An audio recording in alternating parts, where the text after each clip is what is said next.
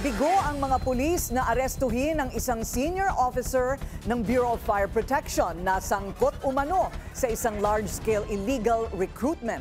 Ang detalye sa agenda report ni Francis Folve. Wanted si SFO2 Reyka Janisa Palpalatok dahil sa reklamong large-scale illegal recruitment. Ang modus ng sospek, pinapangakuan ang mga gustong magtrabaho sa BFP kapalit ng bayad.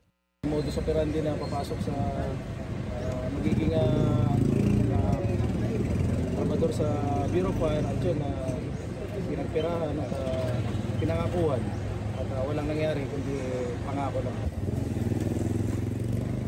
Bitbit ang arrest warrant mula sa Pasay RTC Branch 297. Pinuntahan ng QCPD ang bahay ni Palpalatok sa Road 1, Barangay Pag-asa sa Quezon City. Pero wala siya roon.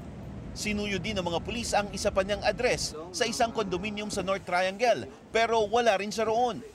Still validating, gather more information as to kung saan pa yung ibang address na meron si Reyka. So sa ngayon, I think this is the third address na i-serve natin. Sinubukan na rin ng QCPD na ihain ang warrant sa tanggapan ng BFP.